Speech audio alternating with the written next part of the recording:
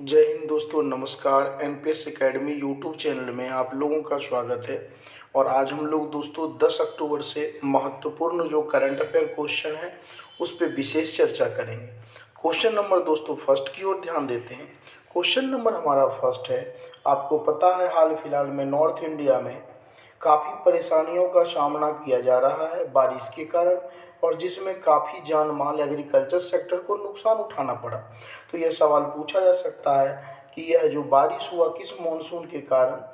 तो ये भूमध्य सागरीय मॉनसून, ध्यान रखिएगा, मेडिटेरियन ओशियन मॉनसून। भूमध्य सागरीय मॉनसून को दोस्तों हम लोग पश्चिमी विक्षोभ के नाम से भी जानते हैं। ठीक है, इस मानसून को कभी कभी हम लोग शीतकालीन मॉनसून भी कह देते हैं, जो भूमध्य सागर से उठती है। अब सवाल यहाँ से दोस्तों बनता है, भूमध्य सागर है कहाँ भाई? तो भूमध्य सागर आप ध्यान रखिएगा, ऊपर यूरोप नीचे अफ्रीका, इन दोनों महाद्वीप के बीच में है भूमध्य सागर। यहीं से दोस्तों ये हवा उठती है और भारत के कुछ राज्यों में वर्षा करवाती है, जैसे पंजाब, हरियाणा और पश्चिमी उत्तर प्रदेश में भारी वर्षा करवाती है।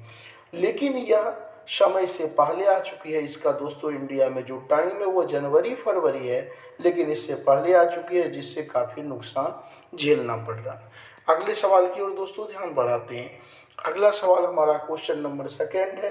सीधा सा फैक्चुअल सवाल है कि जो भारत की अर्थव्यवस्था है दुनिया में कितनी बड़ी को कितने नंबर की है? तो 5वीं बड़ी अर्थव्यवस्था।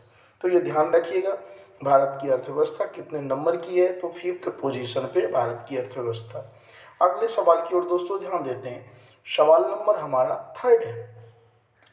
हाल फिलहाल में भारतीय सेना के द्वारा ट्रेनिंग किया गया कहाँ पे, किस नदी में? ब्रह्मपुत्र नदी। काफ़ी सारे सवाल यहाँ से बनेंगे। तो ब्रह्मपुत्र नदी का नाम दोस्तों, ब्रह्मपुत्र कहाँ पड़ता है? तो भारत के असम राज्य में। और ब्रह्मपुत्र नदी को दोस्तों अरुणाचल प्रदेश में दिहांग के नाम से जानते हैं, चाइना में इसे सांगपो कहते हैं, बांग्लादेश में इसे जमुना कहते हैं। क्लियर? और यह नदी कहाँ से निकलती है? तो तिब्बत के मानसरोवर झील के चेमा युंगडुंग ग्लेशियर, ठीक है, बर्फीला क्षेत्र है, चेमा युंगडुंग से निकलती है। और विश्व का सबसे बड़ा फर्टिलाइजर एरिया डेल्टा जो है, सुंदरबन का डेल्टा है, सबसे बड़ा वर्ल्ड का, किस दो नदियों के द्वारा बना है? तो गंगा और ब्रह्मपुत्र। फिर से मैं बता दे रहा हूँ दोस्तों, यहाँ से सवाल पूछा जाता है। ब्रह्मपुत्र नदी का ब्रह्मपुत्र नाम असम में पड़ता है। ब्रह्मपुत्र नदी अरुणाचल प्रदेश में क्या कहते हैं? दिहांग। चाइना में इसे सांगपो, बांग्लादेश में इसे जमुना के नाम से जानते हैं। और यह कहाँ से निकलती है? चेमा युंगडुंग ग्लेशियर से निकलती है। अगले सवाल की ओर दोस्तों ध्यान देते हैं। सवाल नंबर फोर्थ, मानस और काजीरंगा दो अभ्यारण्य है, या किस राज्य में है? तो असम। थोड़ा ये दोस्तों गलत हो गया, असम में स्थित है। और आप ध्यान रखिएगा, ये लाइन नीचे वाला पूछा जाता है कि एक सींग वाला गेंडा के लिए विश्व प्रसिद्ध अभ्यारण्य कौन सा, पूरे वर्ल्ड में फेमस है एक सींग वाले गेंडे के लिए? कौन सा? तो काजीरंगा नेशनल पार्क या अभ्यारण्य। अगले सवाल की ओर दोस्तों ध्यान देते हैं, आज का अंतिम सवाल।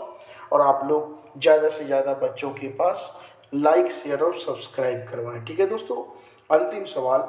1963 में 3 देश के सहयोग से या 3 देश के बीच अमेरिका, एक सोवियत संघ रूस जिसे यूएसएसआर कहते थे, और ब्रिटेन के बीच दोस्तों एक ट्रीटी हुआ, एक समझौता हुआ।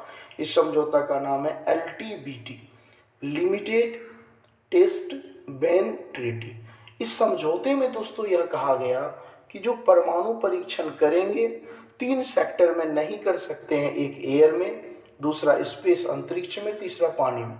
तो यह है तो पुराने सवाल है, लेकिन अभी चर्चा का विषय रहा तो ऐसे सवाल पूछे जा सकते हैं कि LTBT जो समझौता हुआ कितने देशों के बीच? 3। कौन कौन? यूएसए, सोवियत संघ रूस और ब्रिटेन। इसका मेन पर्पस क्या था?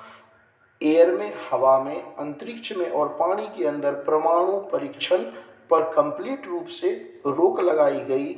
और यह समझौता कब हुआ था? तो 1963 में हुआ। ठीक है दोस्तों, हम लोग नेक्स्ट वीडियो में मिलते हैं। ओके दोस्तों, टेक केयर।